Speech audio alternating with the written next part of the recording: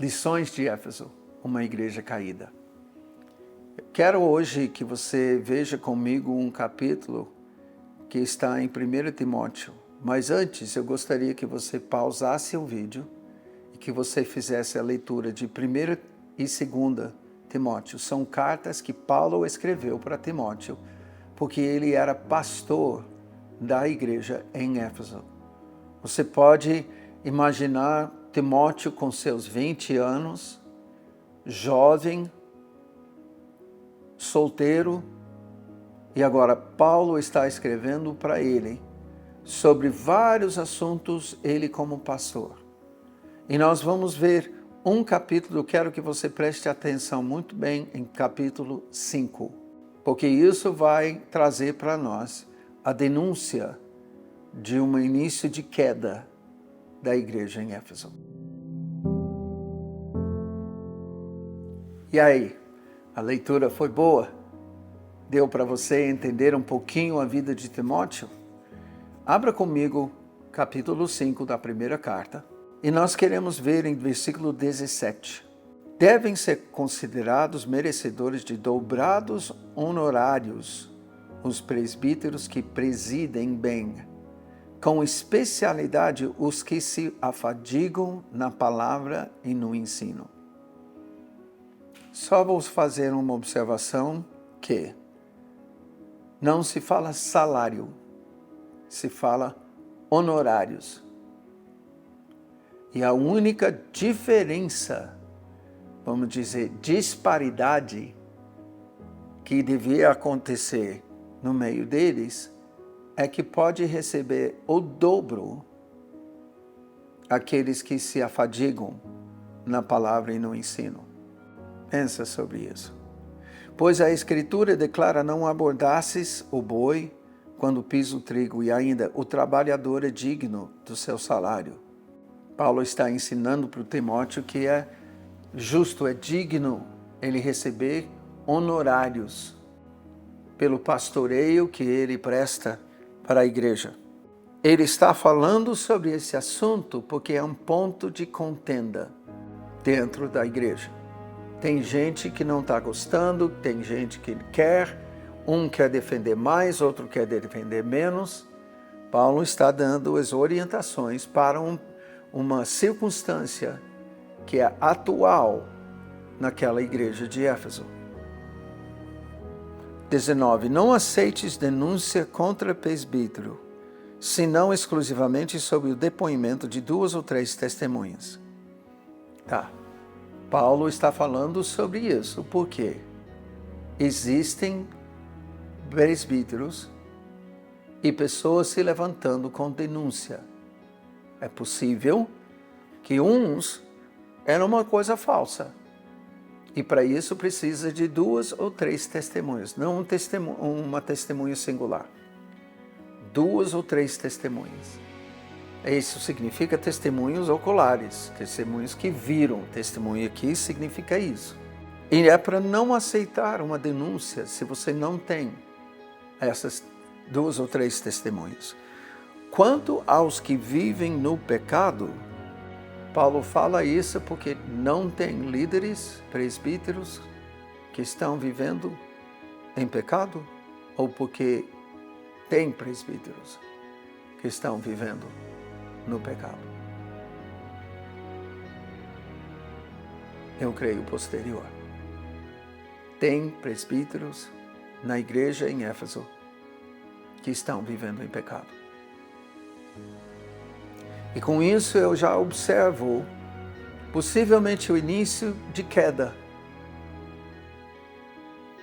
Digamos que seja uns 10 anos depois. E agora Timóteo está lá, 10 anos depois desse tremendo derramar. Agora a igreja está com liderança, com presbíteros, pessoas que devem ter vida com Deus, devem ter uma vida digna. Não, pelo contrário, eles estão vivendo em pecado. E Paulo, na inspiração do Espírito Santo, fala: repreende-os na presença de todos, para que os demais também temam. Eu fiz um vídeo recente, postei no Instagram, foi postado no Instagram, sobre um apelo. Pastor, ministro, líder, alguém que tem alguma responsabilidade na igreja, se você está vivendo em pecado, tema a Deus. Sai do ministério e trata o seu pecado, custe o que custar. Haja temor do Senhor sobre tua vida. Porque nós vamos ver, é evidente, se desse ponto a igreja em Éfeso chega a ser chamada de igreja caída da boca de Jesus, que foi disso para pior. E o Senhor conhece a cada igreja. Os olhos dele estão sobre cada igreja, em cada cidade. Isso significa sobre você, meu amigo. Os olhos de Deus estão sobre você. Você se declara filho de Deus, você se declara discípulo de Jesus. Os olhos do Senhor estão sobre ti, estão sobre mim, estão sobre todos. Pedras vivas, filhos de Deus, família de Deus, de cidade em cidade no mundo inteiro. Os olhos do Senhor estão sobre nós. Isso me gera um temor porque ele tem uma expectativa, assim como Jesus tinha a expectativa dos seus discípulos continuarem a missão que ele iniciou. Eu olho para o mundo hoje e eu percebo que o Senhor está, cadê minha família? E eu não estou falando cristãos na medicina. Tinha médicos nos dias de Jesus. Mas Jesus introduziu o quê? Cura divina. Eu ouço muitos falando sobre legado nos nossos dias. Legado? Vamos falar do legado? Eu não tenho legado para você. O que eu tenho, se você vai receber alguma coisa de mim, é o legado que nós temos em Cristo. E qual é esse legado, senão a missão? E o Espírito, que é a promessa do Pai, poder para cumprir essa missão. Esse deve ser o nosso diferencial na sociedade hoje. 3 anos atrás, mais ou menos nessa época, a igreja na terra ficou flagrada.